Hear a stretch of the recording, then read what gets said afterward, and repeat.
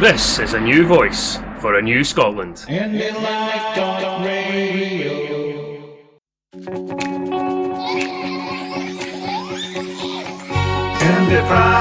is IndyPram on IndyLive Radio. IndyPram is IndyPram on IndyLive Radio. Welcome to the IndyPram podcast on Independence Live Radio. My guest today is Christian Allard, who is currently a councillor at Aberdeen. Past experience has been a member of the European Parliament and also a member of the Scottish Parliament for the SNP. Very good day to you, Christian. Bonjour d'Aberdeen. Bonjour, Christian. Very pleased to meet you. What I'd first like to ask you is, what brought you to Scotland initially? More by accident or anything else. To answer in a few words, I would say freedom of movement is what brought me to Scotland, because without freedom of movement, I don't think the company I worked for at the time would have opened an office in Glasgow, and I don't think I would have moved to a country out with the EU to set up as a young 20 years old. So very much is freedom of movement. It was for work. I came here to stay a couple of years, 2 or 3 years, set up a business for the company I worked for, and then leave maybe to Spain or to somewhere else to do the same thing again for the same company. And I didn't fall in love with Scotland first, to be truthful. I fell in love with my wife, and that was me, 3 children and 4 grandchildren later. I'm still here. Excellent. And how did you meet your wife? Oh, in some of the pubs in Byers Road. I was in Glasgow at the time. I stayed in Aberdeen only for a month, and then I moved to Glasgow to open that office. And I stayed there for 8 years. Now, you came originally from Dijon, which is well inland, and yet your interest was fisheries. How did that happen? Indeed, it's a strange thing. I did say that to the Scottish Parliament. I'm from a farming background. In fact, my father was a chicken farmer. And I was fed up working out with school and during the holidays in the chicken farm. So I had a friend who was working in the seafood transport. So I said, I'll try that. So I announced to my father that from now on, I will be smelling fish instead of smelling the chicken farm. So it was quite amazing. And from then on, I left school quite early, and I kept going with that job. And slowly but surely, after a year in military service in Germany, I ended up in Scotland, more by chance. You know how life is. You never know. You try to tell that to your children and your grandchildren. By all means, have goals and try to think what you can do in your life. But most lives, you've no idea what's going to happen, especially in the 20th century and now the 21st century. The world is really your oyster, and you can do whatever you want, and you have no idea what's going to be next. And that's great. Yeah. So what got you interested in the first place in politics, and how did you get involved with the Scottish National Party? Well, I moved to Aberdeen 25 years ago, and when I moved to Aberdeen, I worked in the fishing industry. I was not in haulage anymore. I was in export. And I got more and more involved with the local industry at local level, then at regional level, and then at national level. And I had more and more meetings on the future of our industry, especially between the offshore sector and the onshore sector. And slowly but surely, my children were just grown up. I had more time in my hands. I could have decided to start playing golf instead. I said, I think it was a good time in politics at the time. I recognized the SNP was very close to fishing and always is. So I was very much attracted by the SNP on the values and etc. And when I realized that it was in 2005, something like this, I realized that the SNP could make a difference, and independence would be something we could see in the future. So I used my spare time and I said, okay, let's do this. Let's be an activist. And I just signed up to be a member than an activist. I never thought, but it's more coincidence and yeah, events happen one after another where I ended up. But, it's more a question of when somebody asks who wants to do this, but it's always an idiot to put his hands up. And most of the time it was the Frenchman who put his hand up. And I ended up being an organizer, a campaign manager, and all the rest of it. And helping people to stand for election, I thought that was a drive as well. It was not only independence, it was the democratic process. I think, I come from a country, and Leslie Reader, loves that idea of local democracy, where people are a lot more involved in local democracy. I come from a country who's got so much involvement at local level, elected members at local level. I really push people to do that. I thought there were a lack of that, local democracy, that neighborhood kind of democracy in Scotland, and I use that very often. In fact, I put my name forward to be candidates, more to show the others. If you ask yourself why a Frenchman is standing for election, you're asking yourself the wrong question. You should ask yourself why you are not standing for election. But I think that was more the idea at the start. So I pushed a lot of people to become candidates, and I was quite successful to get 1 or 2 elected. Yeah, absolutely. Now, I'd certainly like to come back on the on your political career, but just focusing just now as a councillor. A council is the last front of delivery for government decisions. How do you feel that I'm in an area where it's Conservative and Liberal Democrat run the council? And there's a lot of feelings that much of the things that they do is really to maybe make the Scottish government look bad in poor delivery. How do you feel that experience is widespread in Scotland, where councils are not run by the SNP? Yeah, I don't know if I'll make a political statement, but I'll more talk about local. You talk about local authorities. I like to talk about local government. I think local government is a real term because they are as equal to Scottish government and UK government, and they have to make real decision every day of what should be done, how it should be done. But the political administration, the political opposition, we're in opposition just now in Aberdeen, and you've got the civil servant. So, you've got the same mixture when you have at UK, European, and Scottish level. So you have that. And from then on, you have a certain responsibility to do this thing in partnership with other governments. And that works better in places than in other places. I guess you would say that it's easier when the different governments are the same color, because they will work better together.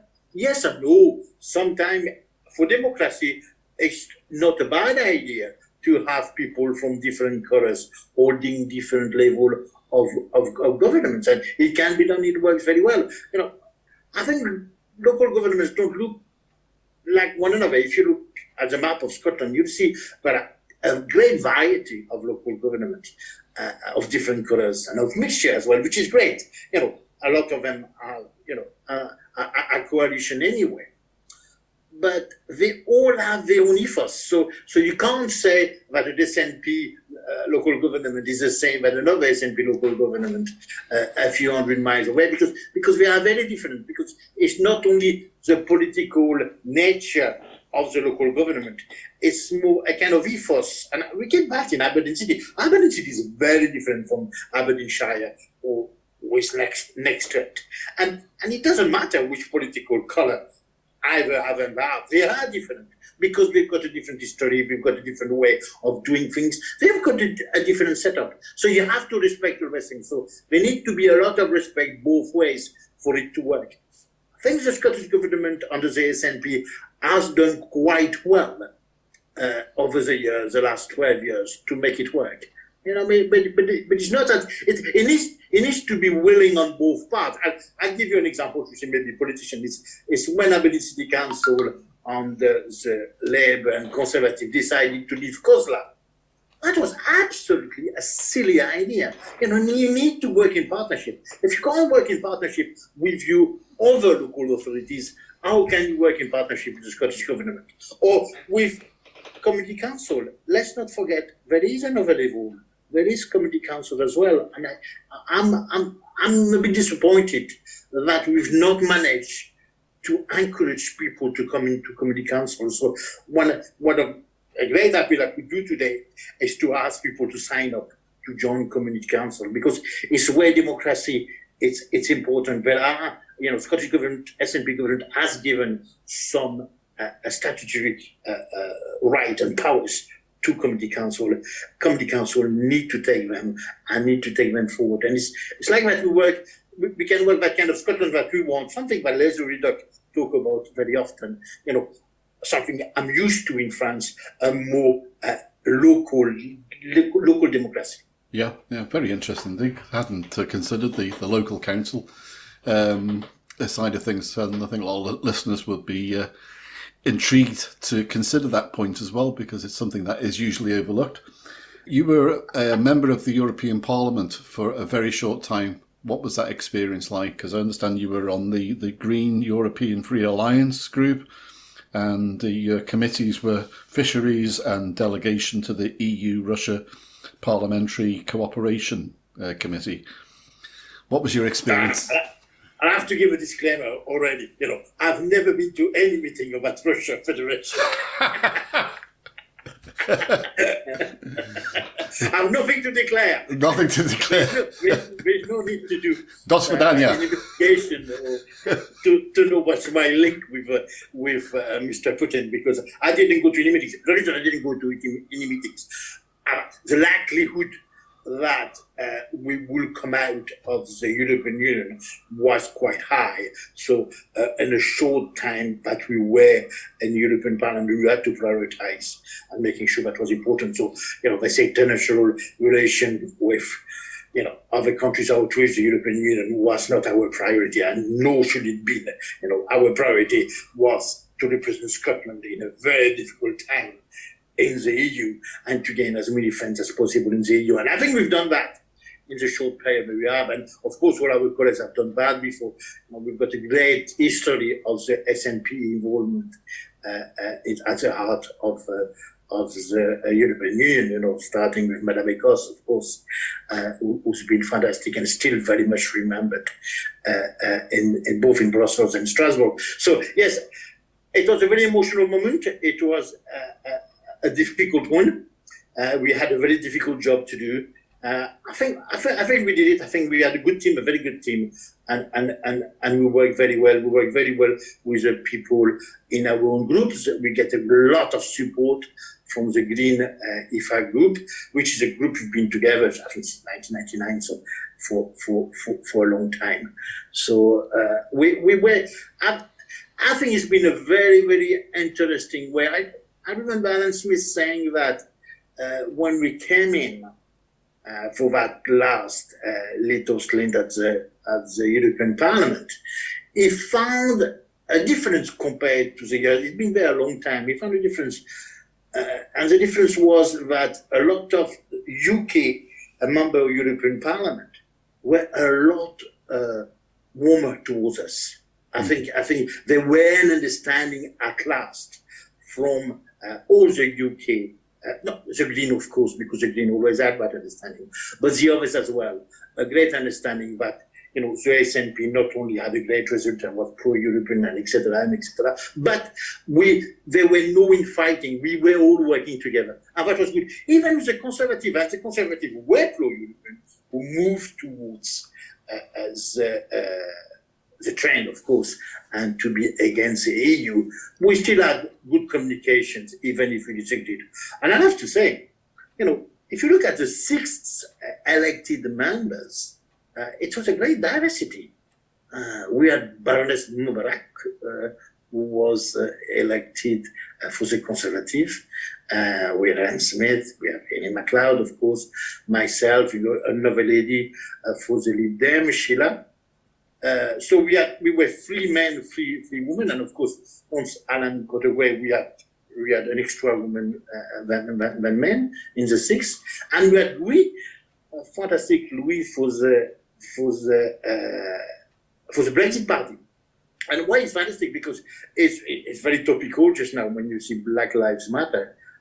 Having somebody from the BAME community, a black man representing Scotland, but representing the Brexit Party for Scotland, really showed the rest of the EU where we are, and that was great. And we did fantastic, in fact, because he fell out with Nigel Farage and then left the party because he realized that the values of the party were not his values, even if he was still, and he still is for Brexit. He knew how to draw the line. And I think the 6 of us did a good job. The 3 of us in the SNP, and Alan moving at the last minute to let Ever coming in was great. And community work, we all did a fantastic job at community work. My colleagues is the same. I can talk about the Fisheries Committee, Pêche Committee I was at. There were no context. The other British MEP and Scottish MEP were not there. I don't remember.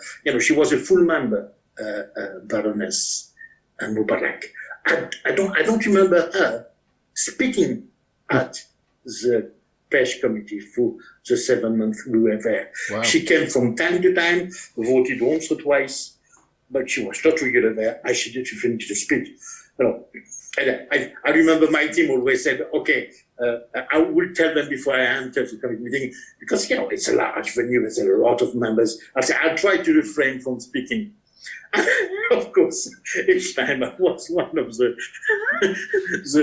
biggest contributor during the meeting, even about things that, were interesting. But yeah, it's so important, You're elected, whatever parliament, at council, anywhere else, you need to make that contribution, and it's important to do so. So it was a great experience, and let's go back as soon as we can. Absolutely. Now, obviously, if we look back at the referendum in 2016, and 38% voted against, they voted to leave in Scotland. Now we look at the figures that are produced by Progress Scotland, by Agus Robertson's organisation, shows a similar figure of 8%, as what the current polls of 8% of people who voted for independence in 2014 now would vote against independence because of the EU vote, because they voted they wanted to leave. How do we get the message through to those people? Unfortunately, the best way to get the message is to go from doors to doors, and we can't do that just now because of the pandemic. But we need to be a lot better at listening. We need to be a lot better at encouraging people to see where we are at. I think we need to refrain from saying "I told you so." In the fishing industry, I've been very, very careful to take people with us and to understand why they voted for Brexit, to understand why other people voted for no, for independence, and still wants to vote no. I think we need to understand this, So we need to do a lot of listening and understanding and take it from there. So polls are what they are. A good indication of where we are at. But I still think, in my mind, doing all the door-to-door campaigning that I've done, I've never stopped apart from the pandemic. You could see that the vast majority of people, whatever they voted in 2014 or what they voted in the Brexit vote, don't know what they're going to vote this time. It's not sure. They've not made up their mind up. They will tell you today, I'm going to vote yes to independence. If you come the following day, they might say, I'm going to vote no. So there is no, it's not set yet, I think, in most people's minds. Of course, there is always the ones like ourselves who know exactly what we want, how we want it. We are quite confident to vote yes. I think there's a lot of people in the middle, a lot of people who are less political, who understand very well what's happening, who will wait to make their mind up for sure at the last minute. And we need to understand that. There is no way, and it doesn't help trying to tell people, tell me now if you're going to vote yes for independence when we're going to have a referendum. I don't think that makes any sense at all. So we need to be more confident of what we want to do. A lot of listening, a lot of understanding. And then, it should happen what should happen. But we're in a lot better position than we were in 2012, 2013, there is no question. So yes, we need to be optimistic, and I'm always in an optimistic mind. But it's not one, it's never one. We really need to work very, very hard at it. Because the questions that were asked then, they're still going to be valid into the future when we do eventually get a referendum, and that's the usual ones of the economy and the currency. So what more can we do? Because there has been statements, obviously, from Nicola Sturgeon that there will be a Scotland-only picture and not looking just at the GERS figures, but looking at the real potential for an independent Scotland. Our vision of independence has been clear. We were very, very clear in 2014.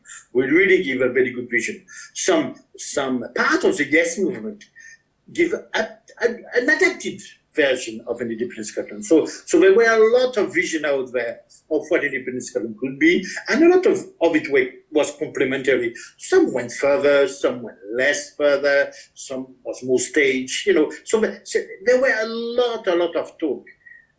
I don't know if we need to change whatever we said about the vision of an independent Scotland. It is what it is. We've not changed our mind since 2014. To a certain extent, all of us who had a vision, and it could be different, of an independent Scotland in 2014, still have the same kind of vision, and has been proved right.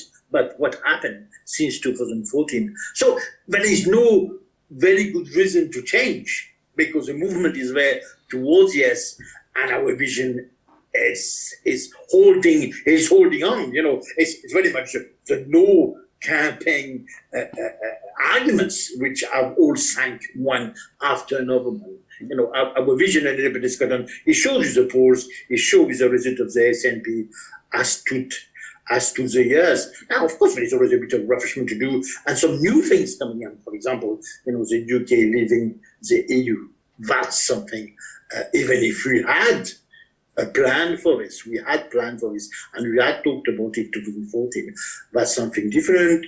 How to deal with the pandemic, that's something interesting.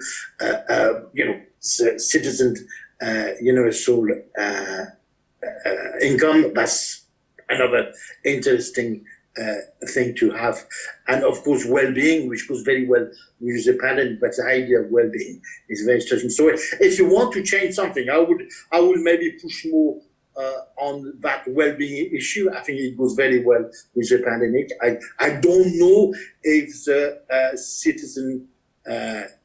universal citizen income would have been so popular in 2014. I don't know if the well-being idea would have been so popular in 2014.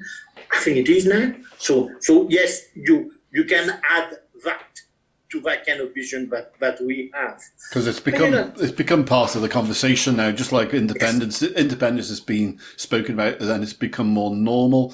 Universal basic income has been spoken about more generally now. It was unfamiliar to people in the past, so it'll become normal. Things that I would like to see, as far as not only being a member of the SNP, but also being a member of the Yes movement, is talk about central bank, talk about a constitution, the possibilities there, to give more meat on the bone, that when I'm knocking a door and having a conversation with someone, I've got more information to give more confidence to someone to have that ambition to think, yes, I'm going to seriously consider voting yes in the future. The thing for the central bank, for example, the Scottish government already started. So there are things which have been started since 2014. So it'd be easier to say that started and that really came forward. I don't think we should attach ourselves too much into that will definitely happen at that time. That's up to the government of an independent Scotland to decide what we're going to do, how we're going to do it. So you can talk about the vision, talking about the timetable or talking about what's going to happen at what time is difficult, and particularly difficult. And we saw that in 2014, when something you want to do will need to have the partnership with some government that you will not power on, something about the EU, something about London, or about anything else.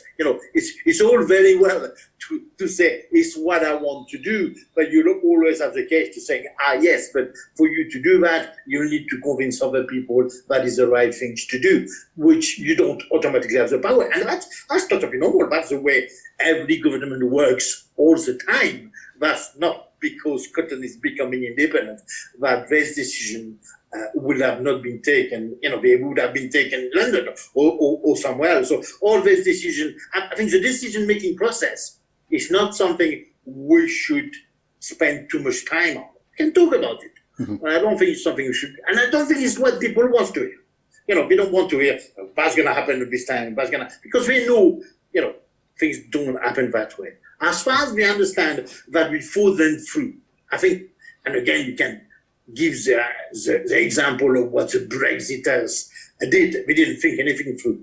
As far as you can prove to them that you thought it through, without telling them automatically what your outcome will be, because you don't know, because that's going to be a decision-making, that's going to be partnership with other people. But as far as you tell them where you want to be, how you're going to get there, and what's your direction, I think people will be happy with that.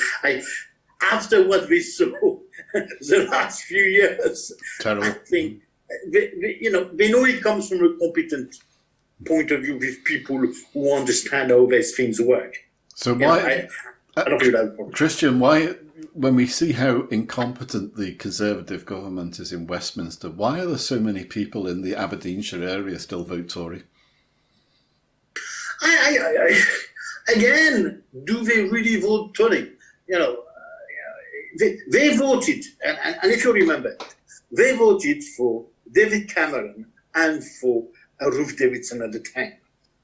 Then slowly but surely, even when Boris arrived in, that was Brexit. So some of them had voted for Brexit. So electorate don't follow automatically of what's happening. You've got to let them time to think their way through. I had a lot of people saying that, Remainers, and others, people who never voted Tory before, telling me, come on, give Boris a chance. As human, it's not, you have to understand, it's again part of the understanding. We need to understand how the electorate think about this through. So they wanted to give Boris Johnson a chance. They had voted Conservative before. They voted less Conservative. Absolutely, as a last election, a lot of seats went down, but we still voted a little bit Conservative. We lost one of the seats. We could have won it. We were 700 votes behind, so not a lot. It's a fishing area. You can understand that people are still desperate for that a proper organized Brexit to happen, even if we know it's not going to happen. So I'm not too worried about that. And that doesn't mean that Aberdeenshire or Aberdeen won't vote for independence. I do think there is a lot there for us to go door to doors and to get them understanding that vision. Again, if you take that example of the pandemic and the well-being, and supporting people who need it the most. When you are in Aberdeen where the price of oil have collapsed, when you're going to have so many people who are in trouble, I've got one of my daughters who works in the oil and gas industry, she doesn't know yet if she's going to have a job in the next few months. So all that's going to crystallize, and people are going to start to understand. Farmers are starting to understand. The penny has dropped for many farmers. Fishermen, the penny will drop. Fish merchants, the penny has dropped already. So it takes time for all these things to happen. But I'm convinced that in the next few months, people are already thinking about it. Even if I'm telling you, I've not changed my mind, I was still vote no. Somehow we understand, somewhere we understand that things have changed and we are not like they were in 2014. Yeah, because it's one thing for people to be affected, and normally change doesn't occur until someone has a personal effect. whether it's within their family, whether it's their lifestyle, whether it's their occupation, that they do wake up politically and realise, as you say, to use your expression, the penny drops. I'll quantify that. It's not, I don't want people to lose their job. It's not like I said, I don't want my daughter to lose her job, and I don't think that's a good thing to happen, and I don't want it to happen. But I think that the idea that it could happen, and the idea of the pandemic as well, these two things together really showed people that voting no in 2014 didn't provide the security that they thought it would. And suddenly, if we come, as we are coming, with competence during a pandemic, a good vision about how to look after people better, like other countries do, people who are unemployed or in a time of a pandemic, then I think is where you win them over, or they win themselves over, because I don't think you can convince anybody to vote for independence. I think it's more people journey from no to yes happen with themselves. It's themselves who slowly but surely is solid. Yeah. Yeah, because the only thing that always niggles me is the fact that people do not, especially, for example, with 2021 approaching the general election, not fully appreciating that the Scottish government is doing everything with its arm behind its back, because it doesn't have full control of all the economic levers and taxation powers to be actually able to run the country. And they're looking upon the Scottish government as though it's independent now, and it isn't. But on the other hand, we want them to look at the Scottish government as an independent government, and we want them to feel like we live in an independent country. And I know it's difficult, and I found that dilemma myself when I watch the news every day. We all wish that the Scottish government could do a lot more in a different things, but when you look at it, you discover that they're doing already a lot of things that they might not have to, or they might not do at all. Maybe they're not allowed to do. We've got a minister for immigration, we've got a minister for energy. All those things are reserved. So we talk the talk and we walk the walk. Unfortunately, we can't run yet as an independent country, because as much as we want to portray ourselves as an independent nation and having a government who looks like a government of an independent nation, we do realize but we are not. So it's a dilemma, it's an everyday dilemma, especially when decisions have to be taken all the time. And we see that during the pandemic, the decision taking in Cardiff, in Belfast, in Edinburgh, and in London are very different. So that's interesting. I like to talk about that. I think it's important as well to give it a UK context. I've seen, for example, a lot of people saying, we should have an extension for Brexit because only England agreed to not have an extension when Northern Ireland, Wales and Scotland all agreed to have an extension. I think that's false. I think no nation agreed to have an extension. The democratic deficit is that England didn't have a voice. There is no English parliament to decide these things. So we had three voices, and we have one who didn't have a voice. England as a nation didn't pronounce itself to say if they wanted an extension for Brexit or not. So, we all have to realize our limitation in Scotland, and it appears more and more the nation who's got the most limitation in this United Kingdom is England, and it's more and more relevant now. Because Michael Barnier was talking, very recently, that they would be open to discussions of Scotland being a continuation of a transition if Westminster agreed, but there's no hope of that, is there? I like what you call it Michael. I do call it Michel. Sorry. Michel, sorry. And of course, I spent a lot of time. I had a good conversation with Michel Barnier, because it's important that we have.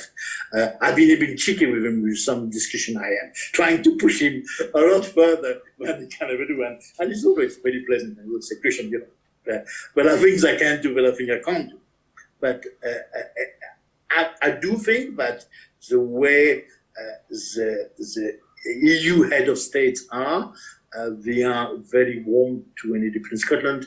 They do understand the Scottish dimension. They do understand how much, and we can see it during the pandemic. They can see a Scottish government who knows what it's doing, and a UK government who has no idea what they're doing. Christian, why didn't they do that in 2013, 2014? They couldn't. I know they couldn't, but they couldn't. I've always felt that they needn't have taken such a pro-UK stance, and they could have stopped, for example, Rajoy and his comments and various other comments that were going on against blocking Scottish membership if it did vote for independence. The UK government and the UK media portrayed the EU as being on their side. No, the EU was never wanted to take part of that. Never wanted to say that Scotland should be independent or not. But as the UK is a member state, they cannot interfere with what's happening. We have the same problem in Spain. We've got the same problem with other areas. It's what the Brexiters always complain about the EU, saying, "Oh, you supersede member states, and you decide what's happening in every country." They don't. The EU doesn't do that. We don't do that in Spain. We get in Catalonia. They didn't do that. Does that disappoint you? Because no, not at all. Because it's a kind of EU I want.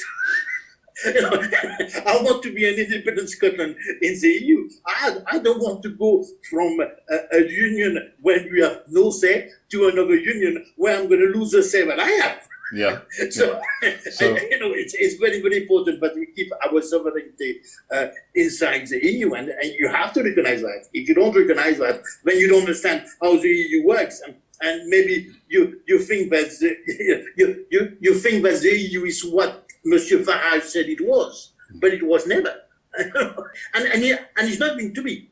There are some people who are thinking that now the UK is leaving the EU. The EU will maybe become more centralized, more federalist. I don't think it will. There are some voices very federalist in the European Parliament. There is no will whatsoever from the head of states or from the major bloc in the European Parliament to have a more centralized or federalist Europe. Never was. Is there any changes you would like to see? Yeah, of course, yes. It's like what we talked about earlier on, government and organisation and local government or UK government or Scottish government or the EU have to make decisions all the time. So, but I change all the time, but I change all the time. So you need to do the changes. So I'm going to be. I've got one of the challenge, which is a strange one. People will, especially in the time we are living just now, I found we spend a bit too much time in the European Parliament at pointing fingers at other countries across the world. And that annoys me. I'm used to being in the Scottish Parliament where we don't like pointing the finger all over the world. We're a bit like the Scandinavian nations. And I hope that when we're independent, we'll be exactly like that, which means not trying to give lessons to everybody in the world. It's maybe our past colonialism from Britain and France and other countries and Germany and Belgium and all those, and Portugal and Spain and others who makes us do that. Our relationship with China, with Africa, even with America, sometimes it's a bit too much finger pointing. I don't like that. I'm never comfortable with that. And when I participate in debates where about finger pointed, I very quickly pointing the finger back at myself and explain that, the UK, we definitely not there as we should be. And even Scotland, and we talk about racism, but we talked just now, there is an awakening for a lot of people that Scotland is not immune from racism. It's not immune from fascism. It's not immune from this thing. So instead of pointing the fingers always at other countries, like some parliaments likes to do, and the EU Parliament, for me, is too much about that, spend too much time on that. I think we should be more interested about ourselves. Because you were the subject of a racialist abuse earlier this year when you were told to go back to where you came from.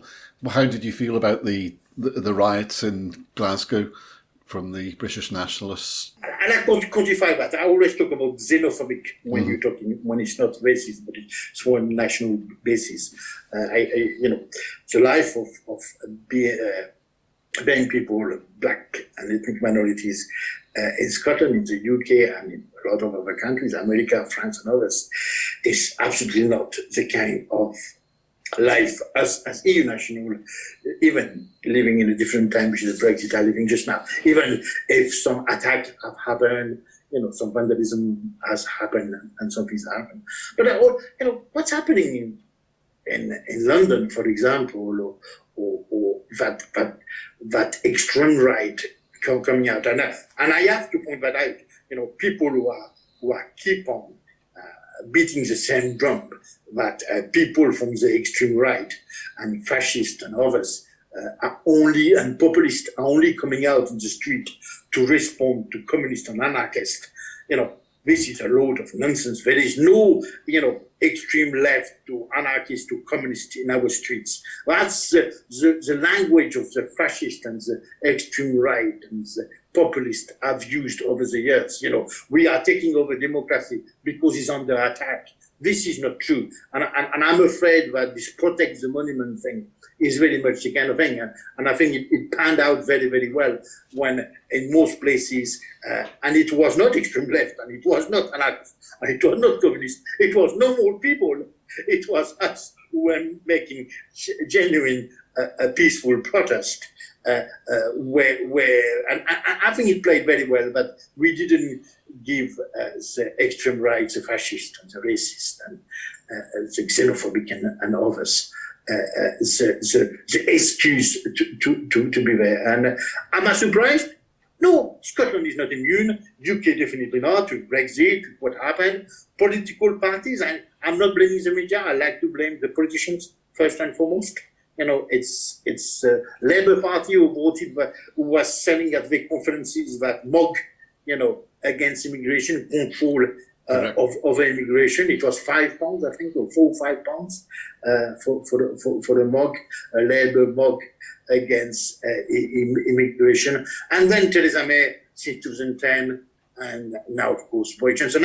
And Cameron had a lot to answer for.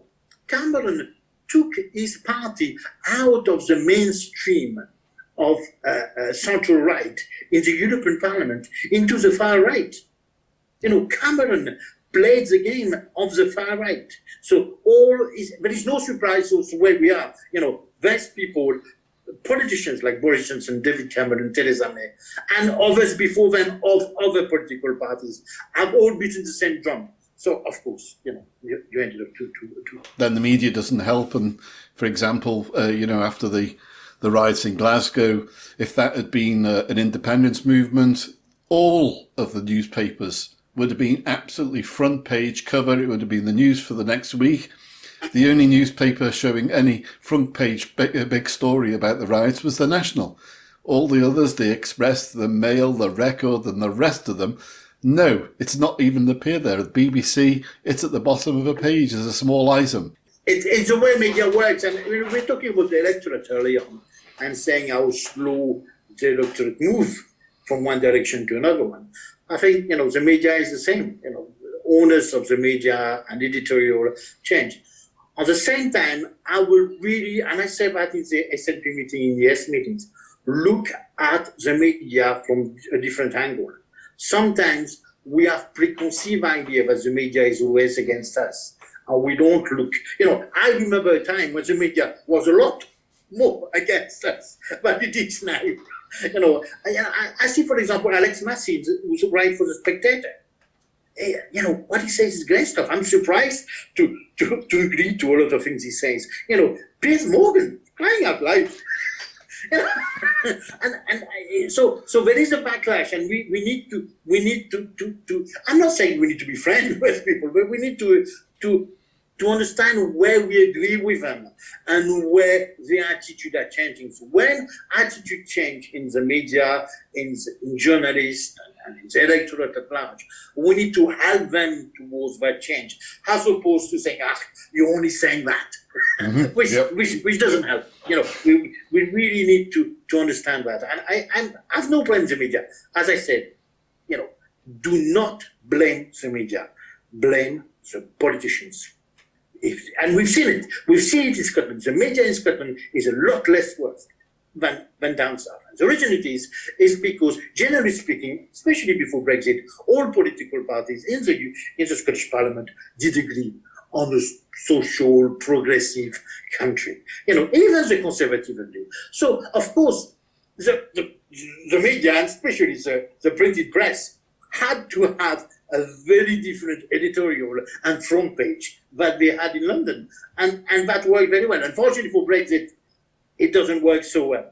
But I think, we're all saying we're not immune, but I think we're in a better place of having a better media maybe than they have on south, hopefully. 2021 is coming. Obviously, a lot of people now are discussing the aspect of independence being in the manifesto as a plan B. Others saying that, no, it should be a majority of yes. Others saying, no, we should be looking at the actual numbers between parties that put independence in the manifesto. If we don't get a Section 30, then obviously there's the case that's going through the Scottish court at the moment, the People versus the UK government and others, which is fighting the case that we don't require a Section 30 to have a legal referendum. What passage do you see that going, Christian? Well, it's a bit like we talked earlier on about, what's going to happen after independence. We can't make a timetable until things happen in front of us. Nicola Sturgeon was very, very clear. The SNP was very clear. We wanted an independence referendum at the end of this year, before the end of this year. Now, until somebody tells me it's impossible, I'll still work with us. Now, 2021. Yes, we're supposed to have a Scottish election, and I encourage everybody to stand in Scottish elections, especially women, especially BAME women. We need to have a lot more ethnic minority, especially black minority in our parliament, because we've got none, and we had none so far. We've got some from a different ethnic background, but not from the black minority. So that would be important, especially women. We really need women. So I would encourage everybody to stand for the Scottish election and for the local council, and of course for community council, as I said earlier. But I think people have to understand that they should stand. Will I stand? Most of the time I put my hand up just to push other people to stand. So I might do the same again. But I don't know yet if we're going to have an election in 2021. We're not sure that. We're absolutely not sure. So we've been for some years now in the unknown, which is interesting on one hand, challenging on the other hand, and on the other hand, and I feel sorry for businesses and other people who have to project 5, 10 years and 15 years because the constitution set up as we've not sorted that out yet one way or another, and because of the pandemic. Will the 2021 election will happen? I don't know. I wrote already an article about that, and I was to write about the Declaration of Arbroath. And I did think that having a referendum for independence in April to commemorate the Declaration of Arbroath would be a good way to go about it. So if we can't do it at the end of this year, my preference will be April 2021 to have a referendum on independence, because like everybody else, we all want it as soon as possible. Because what we want and what's going to happen is another thing, and we need to understand that. But yes, whatever happens to the Scottish election next year, and if we don't get a referendum at the end of this year, I would love to have a referendum on independence in April 2021, because it will be before the end line for people like myself who have to apply to stay in the EU. So we'll have the EU citizen on our side, hopefully. And I think it would make sense, closer that we do to to the UK exiting the EU. If the UK exits the EU, we have exited, but the deal is not made yet, but it's still a call. I think we'll know shortly. Maybe it's time that the program comes out. We'll know by then. But there's still a lot of things to happen. So that will be my preference. Whatever happen, I'm not going to say. I don't think I'm clashing with anybody when I'm saying that. I think most people will agree with something similar. But of course, we'll have to deal with what's happening in the next few months, and deal with it we will. Do you think we will go over a cliff edge? I remember having a conversation for the campaign for a nuclear disarmament when, because I'm a member of the CND, when Donald Trump came into power.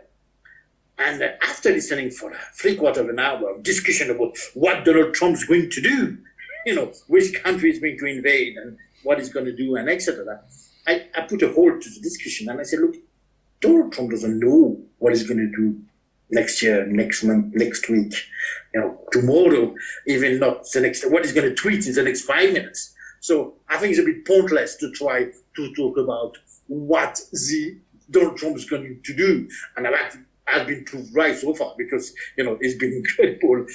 The thing he has done, he has not done. I think Boris Johnson is the same kind of guy. Mm-hmm. There's absolutely no way of trying to second guess what Boris Johnson is going to do. Boris Johnson is likely to give up on Scotland, on Northern Ireland, and even on Wales than it is to try to defend the Union till the end. But absolutely no way of trying to second guess what Boris Johnson is going to do. So we can spend time talking about that. I don't think we should spend too much time talking about that, and we should definitely not make plans about what we think Boris Johnson is going to do. How soon after a yes vote for independence would we be able to join the EU? I talked about that in the European Parliament in the last speeches that I made. And the idea would be to be in that transition period, that you're neither in or neither out, you're in between. So everything applies to you until, you're officially back in. So there is always that possibility. With willing partners, politics is not difficult when you've got willing partners. Yeah. You just want to find where you agree and move with that. So you will more or less agree with everything. So I don't think it'll be a big problem. Now, if it is a big problem, and you just never know, we can go to EFTA, we can join Norway and everything, it's not our number one priority. I think staying in the EU or rejoining the EU as soon as possible, which we kind of staying because we would have a transition period when nothing changes, I think would make sense. Well, Christian, one final message for the Yes movement, people listening throughout Scotland and all around the world on Indie Live Radio. What inspiring message would you give to people going forward? And possibly not so much for the Yes movement, for anyone who's undecided or had voted no in the past and they might consider yes now. What would be your message for them? Message for people who are going to vote, because whatever they voted yes, whatever they voted no, whatever we voted, I didn't vote on that one, remain or leave. I think people have to have an open mind and trust themselves. I don't ask them to trust me. I ask them to trust themselves. There is common sense in that. What kind of country do you want? What kind of world do you want? What kind of relationship do you want to have with the other countries? And, I think you have to really look at what's good for your children, what's good for your grandchildren, and work from there. Then it's up to you. It's up to you to decide. Don't let anybody telling you should vote that way or the other way, me included. I think everybody has got all the tools now. There is all the information out there. People who have lived the last 5 or 10 years as adults or as young adults will have a great understanding of how an independent country can work or can't work. Plenty example all across the world, and New Zealand is a very good one just now. So please don't make your mind up too quickly. Understand it. Get a good understanding of it, then don't get too much affected of what your parents are saying, what your children are saying. Make your own mind up. You can't go wrong. If you make your own mind up, you cannot go wrong. If they can trust me on that, is to trust themselves. I think they can't go wrong. And please, and that goes with everybody else, whatever they think about politics or whatever, please get engaged. The last thing we would want is not people not to get engaged. Go and vote. Stand, if you can, for election. And if you can't stand for whatever reason, medical reason or whatever reason, find somebody who can. It's so important that we get a great variety of politicians. I don't want to see elites always in charge of the UK or in charge of an independent Scotland tomorrow. We need really the people to get more involved in the democratic process and to trust themselves to vote the way they should vote for what they want, and trust themselves sometimes to represent others and to stand for election. Christian, that is superb. I would like to thank you very much on behalf of IndyLive.radio and wish you all the very best for the future. Thank you very much indeed. Merci.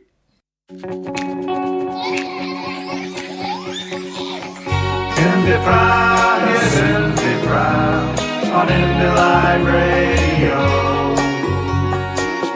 IndyPram, yes, IndyPram, on IndyLive Radio.